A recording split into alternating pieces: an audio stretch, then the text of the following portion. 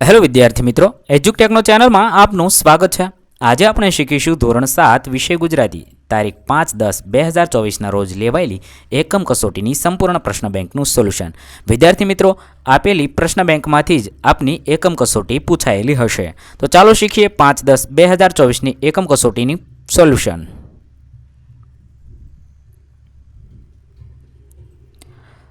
સૌપ્રથમ અહીંયા જોઈએ તો એકમ 1 થી 9 સુધીના પ્રશ્નોનો સમાવેશ આ એકમ કસોટીની પ્રશ્ન બેંકમાં કરવામાં આવ્યો છે. પ્રશ્ન નંબર 1, નીચે આપેલ વિભાગમાંથી કોઈપણ એક વિભાગ પસંદ કરી માગ્યા મુજબ જવાબ લખવાનો છે. પહેલો વિભાગ છે આપેલ ચાર્ટનો અભ્યાસ કરી પ્રશ્નોના ઉત્તર લખવાના છે. અહીં એક ચાર્ટ આપેલો છે, એ ચાર્ટ જોવાનો છે, સમજવાનો છે, તેના આધારે પ્રશ્નોના જવાબ લખવાના છે. ચાર્ટના આધારે પ્રશ્નોના જવાબ જોઈએ તો સવાલ નંબર 1, કયા રાજ્યની પ્રદૂષણની માત્રા 100 ppmથી નજીક છે? જવાબ લખીશું રાજસ્થાન રાજ્યની. સવાલ નંબર 2, સૌથી વધુ અને સૌથી ઓછા પ્રદૂષણની માત્રા વચ્ચેનો તફાવત કેટલો છે? 80 છે.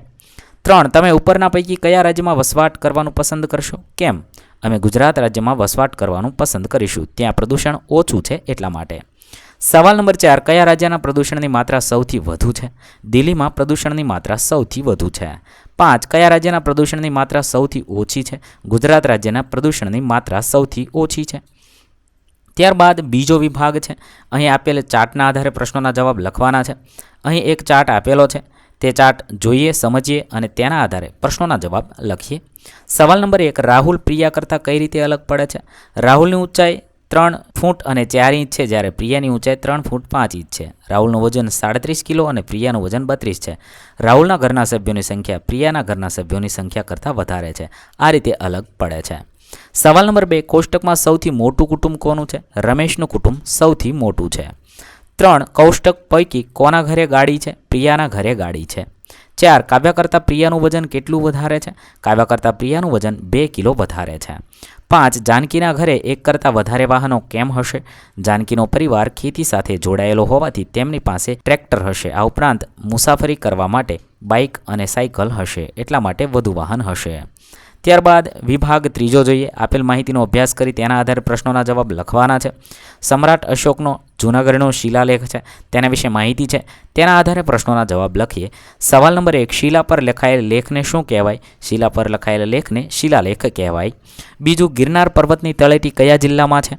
ગિરનાર પર્વતની તળેટી જૂનાગઢ જિલ્લામાં છે. 3, શિલાલેખની ભાષા કઈ છે? શિલાલેખની ભાષા બ્રાહ્મી લિપિ અને પ્રાકૃત ભાષા છે.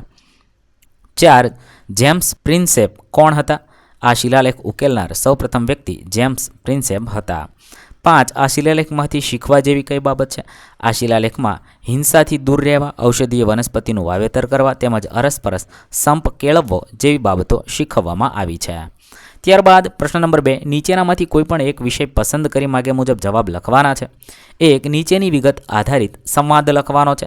2 બહેનપણીઓ ઘણા દિવસે એકબીજાને મળી છે, તો તેમની વચ્ચે કેવો સંવાદ થશે તે નોંધવાનું છે. હું અહીંયા નમૂનારૂપ સંવાદ લખું છું, તમે તમને મનગમતો સંવાદ લખી શકો છો. સ્થાન છે કાફેમાં, 2 બહેનપણીઓ મળી છે. નીના કહે છે, નમસ્તે નીલા, કેટલા મહિનાઓ પછી દેખાઈ, ક્યાં હતી? નીલા કહે છે, અરે નીના, તું જાણતી નથી, નોકરીના કામે ખૂબ જ વ્યસ્ત હતી, હવે જ થોડો સમય મળ્યો છે. નીના કહે છે, સારી વાત છે, પણ તું નોકરીની સાથે બાકીના બધાને ભૂલી ગઈ છે. ત્યારે નીલા કહે છે હસીને, બસ બસ, આવું કાંઈ નથી, તારા વિશે કહે, શું ચાલે છે? નીના કહે છે, અરે મારા તો શાંતિભર્યા દિવસો છે, એમની તૈયારી કરું છું.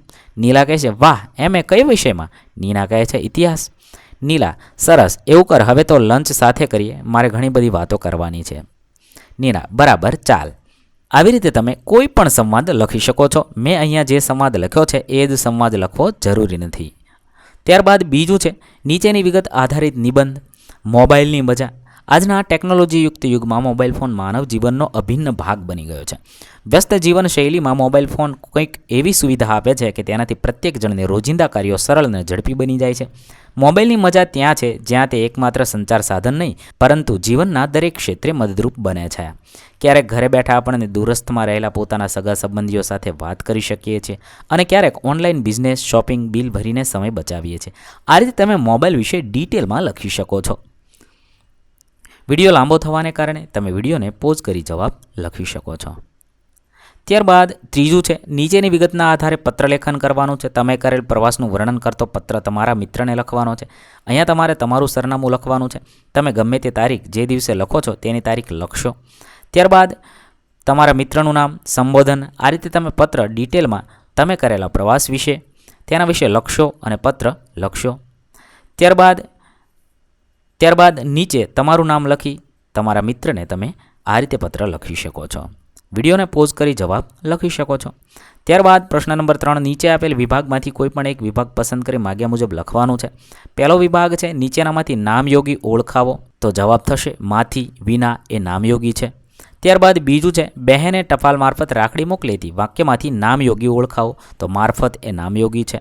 3, વૃક્ષનું ફળ પડ્યું. નામયોગી પદવાળું ફરીથી વાક્ય બનાવવાનું છે. તો વૃક્ષ નીચે ફળ પડ્યું. 4, મુસાફરી તો રેલવે દ્વારા જ થાય. 5, માટે નામયોગીનો ઉપયોગ કરી વાક્ય બનાવો. તો આ પુસ્તક તારી માટે રાખ્યું છે.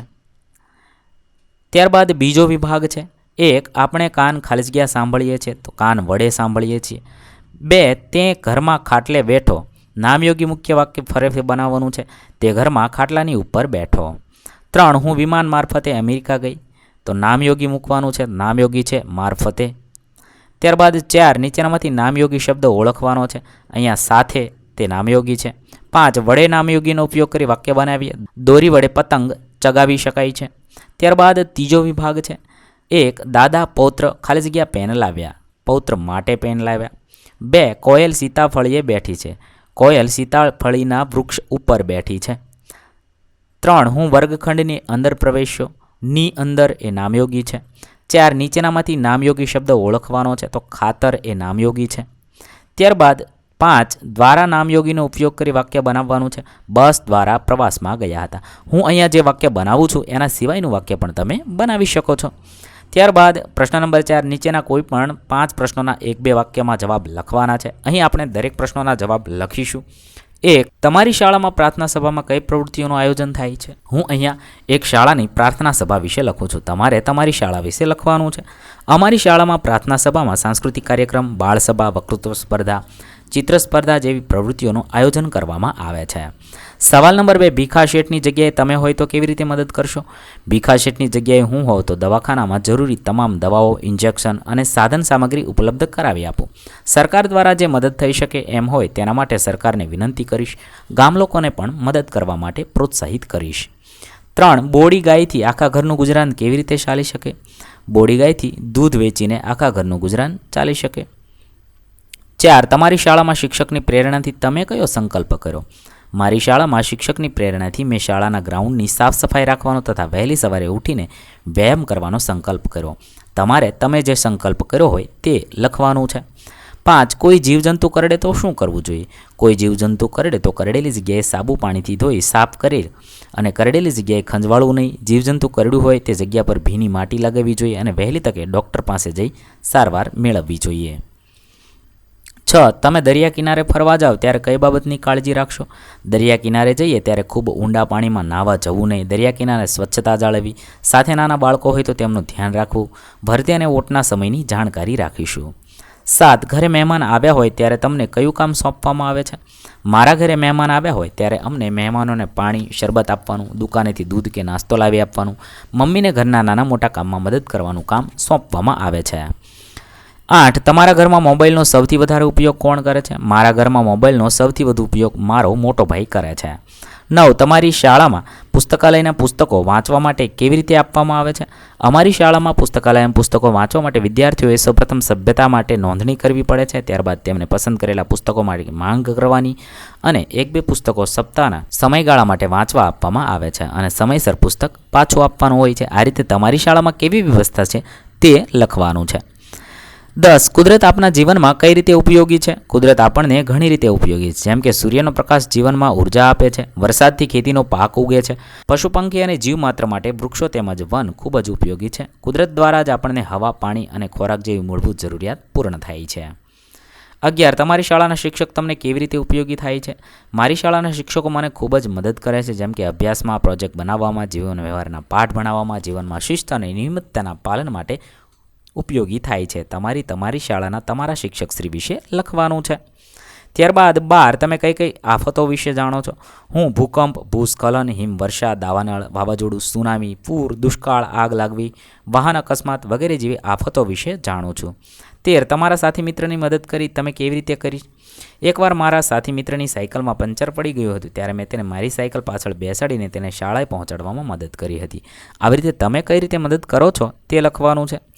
14 તમે કઈ પશુ પ્રેમની વાર્તા સાંભળી છે? મેં ઝૂમો ભીસ્તી નામની વાર્તા સાંભળી છે.